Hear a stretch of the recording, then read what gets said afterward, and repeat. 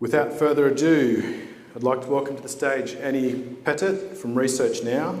Annie Pettit, PhD, is a company that specialises in self-serve sample surveys and polling. She's also Vice President Research Standards at Research Now.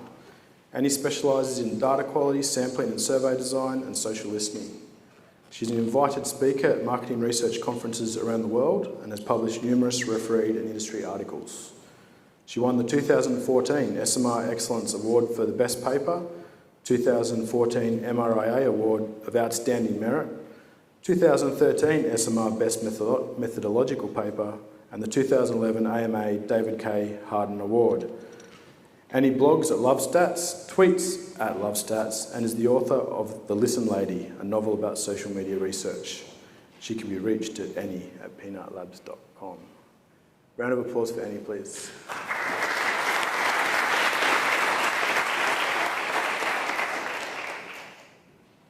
Hello, good morning. Who's tweeting? Who has already tweeted this morning? No one, not a single person. Oh, one back there. Who has tweeted for the first time ever here? No one? That's unfortunate. This is my just about 6-year anniversary on Twitter. Can anyone beat that? It's got to be someone who can beat that. 5 years on Twitter? 5 years! Come on up here.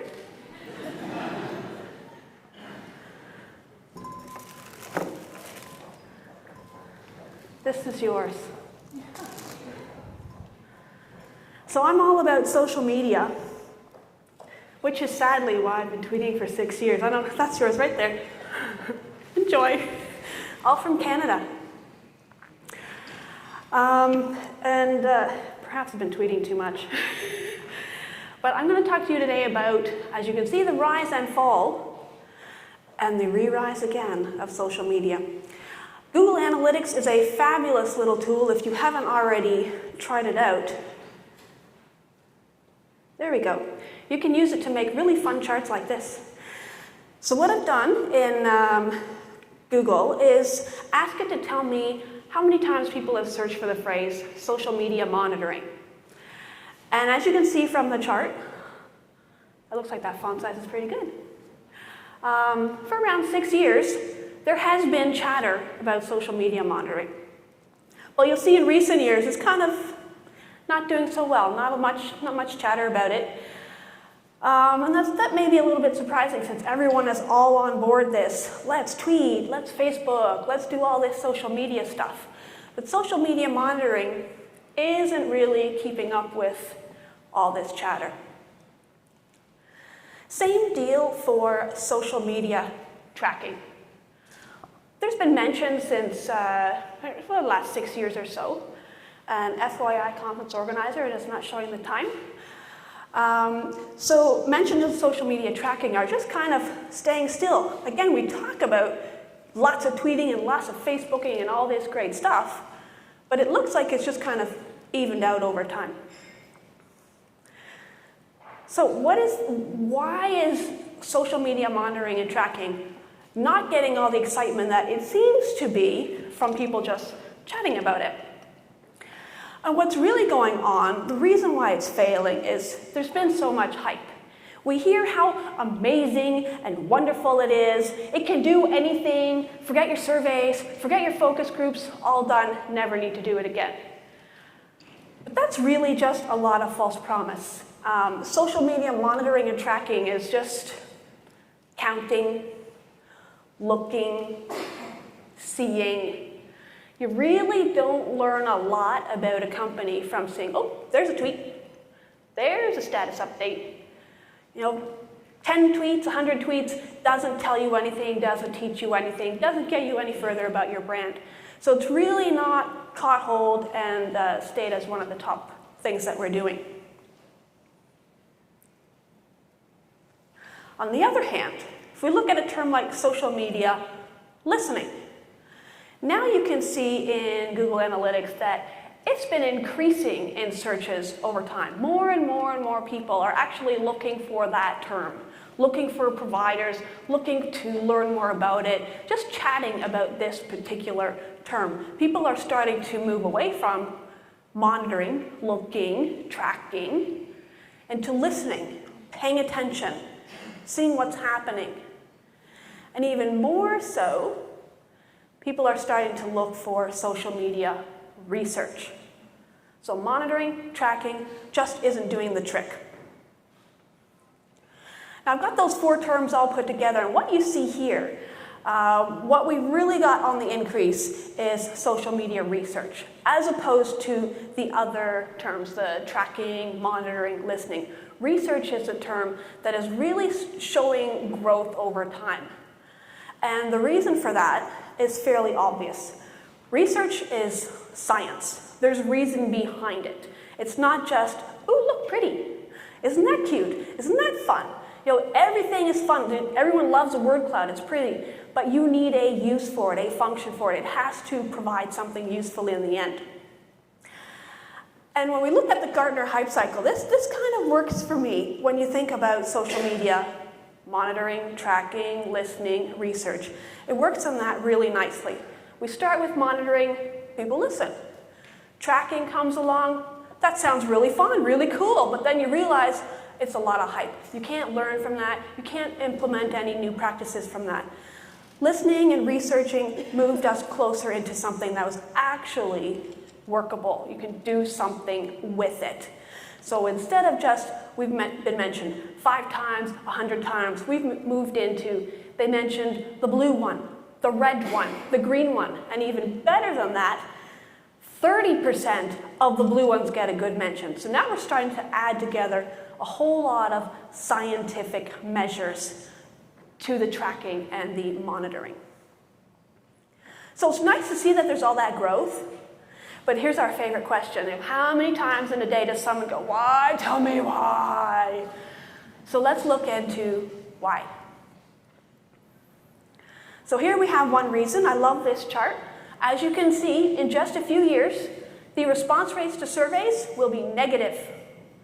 I don't know how you actually do that, but this is data from Pew showing the decline in response rates in the US to surveys over time. The lovely 90s where we were looking at 40, 50% response rates, and now 10s, 5s, and even less depending on your category. So we have a desperate need to find something other than surveys that will do the trick and help brands learn more. We've also seen a lot more comfort over time. So what you're seeing here is the growth in social media network, social networking use over time. Obviously, it's a lot higher for 18 to 29s. They're looking at 90% use. But even 65 plus, half of 65 plus folks are using social networks. My mom and dad know the Facebook thing. I feel bad for the guy on my shuttle bus here. He informed me that Facebook is not in Australia because it was not working on his phone. I'm going to hazard a guess he was 65 plus. That's really sad on both accounts. He was also using his roaming, US roaming plan on his phone, so I really felt bad. I had to tell him to turn his phone off. We've also seen a lot of growth in other areas for social media research. In the days of monitoring and tracking, you could see how many times the word Target got used, how many times the word Apple got used. I ate an apple. There's a mention of Apple. Apple pie, apple juice, apple cider, lots of mentions of Apple. But if you're Apple computers, those mentions are really just garbage for you. They do not help your brand at all. Also, people have started to add in content analysis. So it's not just that they're talking about red or green apples. They're talking about the Apple iPhone. They're talking about the color of the Apple iPhone. They're talking about how the iPhone feels, how the keyboard works, all the different features of the iPhone. So we've now got content analysis that is more valid. We've added to that sentiment analysis, which is more valid. So overall, the data quality associated with social media research has improved drastically. As people have learned more about social media research, we've also seen a decline in snake oil salesmen. We've still got folks out there talking about 95% valid sentiment analysis, and there will always be some level of snake oil, but people are a lot more educated now. They've seen how data quality has been improved. They know what they're looking for, so they're a lot more comfortable with the quality of the research. So I've been saying there's a lot more education available. There's Ray's book right there, the Handbook of Online Social Media Research. The Listen Lady is the novel that was mentioned earlier. And brand new, Social Media in Social Research. That book just came out a few weeks ago. There are many, many more options now for educational materials written by researchers for researchers to meet our specific needs. So we can learn about validity and reliability and quality as it pertains to our specific needs, not just to someone who wants to know what the Twitter is.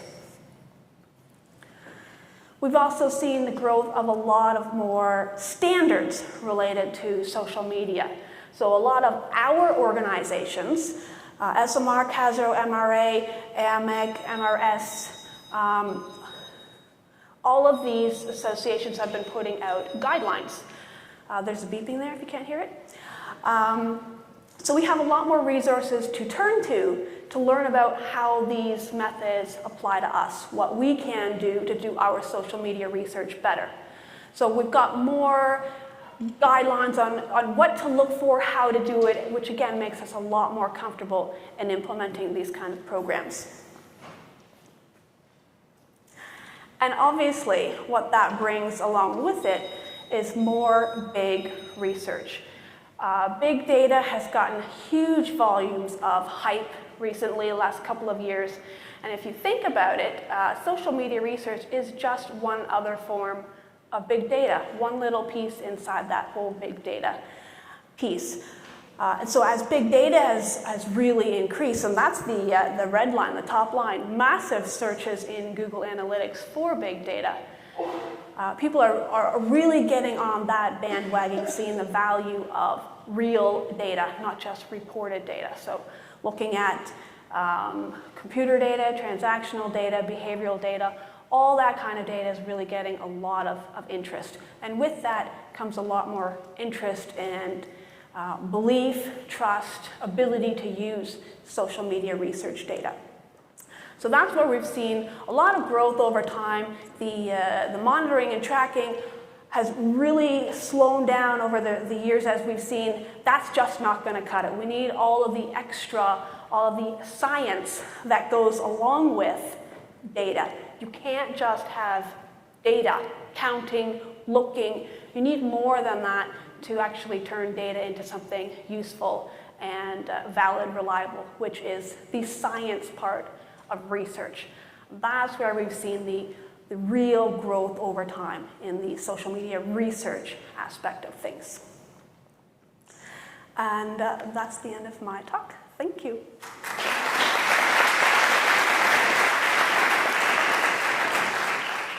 All right, Annie, and apologies for the beeping actually there. That's the cue for you running out of time. It's the extra audio visual that we all get to enjoy. We like to keep you on your toes. All right, to the audience, does anyone have any questions? I highly recommend someone asks a question. I highly recommend two people ask a question. Right. Can we just get a microphone over here, please? And can question askers throughout the day just wait for the mic before you pose the question to the speaker, please? Hey Annie, great talk. Thank you. Sue York, @1Sue3 if you want to follow me on Twitter. If you had to make a prediction about what's going to be the next big thing in social media, what are people going to be talking about, what's going to be hot in 2015, what do you think it might be? Hot about social media itself? Yeah. Oh my goodness. It's not going to be the death of Twitter, even though everyone's talking about how teens are completely putting it aside, because completely just means a decrease in sign-ups as opposed to decrease in actual use. Oh my goodness, I'm not even sure how to answer that question. I'm sorry, I have no idea how to answer that question. That's okay. I was just doing my bit, asking a question. But as I said, I do highly recommend that one more person ask a question. This is yours. I have a question. Perhaps give me a question I can answer. I have a question for you, Annie. Excellent. I would like to know whether you think there are any differences in the Australian industry in terms of social media monitoring, tracking and research versus other parts of the world, for example, Asia or the US. There is for sure going to be a big difference. A lot of folks don't realize that the brand names in one place are completely different than the brand names in another place. And so that adds a lot of issues just in terms of data quality. I was chatting with someone on the bus here about the Woolworths brand. And I recall from when I was a youngster, Woolworths was a grocery store. Woolworths was like a low-end department store. But here's a grocery store. So you really need to pay attention to the geography of the brands because there is some overlap between a department store and a grocery store, but not a complete overlap. So you do need to find ways to make sure that the brands are country-specific. The vocabulary needs to be country-specific. I'm pretty sure there are one or two words that are very Australian-focused as opposed to Canadian or US. So even between Canada and US, there are massive differences in wording use. And that's only going to be a lot larger within the Australian focus. So there are going to be a lot of country specifics for every country, including Australia, doing social media research.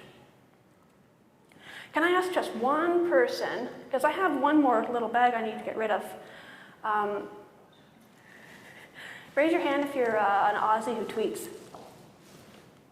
I saw you first, gentleman, right there.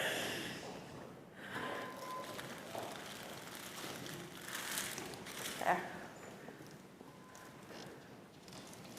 That's yours. You should have made him earn it, Annie. At least make him come up with a question. It's a cop-out. It's okay. Thanks so much. So, just one final question, Annie, if that's okay. Yes.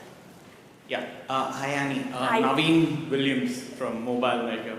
So, my question to you is that there's a thought. I don't know how wide it is, but I definitely believe it that social media is evolving to a more personal conversation. Moving from broadcast like Twitter or Facebook, that broad-based communication to more personalized ones like WhatsApp and WeChat and Tinder and stuff like that. So, do you feel that is happening, and how will that affect, say, in 12 to 18 months, broadcast platforms like Twitter? I'm going to take that on a slightly broader front. This has been one of my complaints about the Twitter and the Facebook, or the Facebox as I like to call it, is there's been a lot of, as you say, broadcast, shouting out into the masses. And we talk about engagement, and we try to work hard on being engaging, but we forget that part of engaging is remembering that there's like people out there, not just other companies. And we've got to change our language to speak to people. So that's one of the reasons when I'm on Twitter, I'm talking as Annie. I'm not talking as my unknown company. I'm not a logo. I think that's where a lot of companies have been failing, and that's where they may be having difficulty with the larger Twitters, Facebooks, because they're speaking on an engagement theory level as opposed to I'm a person, you're a person, let's chat as people. So I think any company that can use whatever applications, websites they're using to speak to people as people, put the templates, the form letters aside and talk to people, those are going to be the ones who actually come out ahead. All right, with that, I think we'll wrap that session up. Thank you, Annie. Big round of applause, everyone.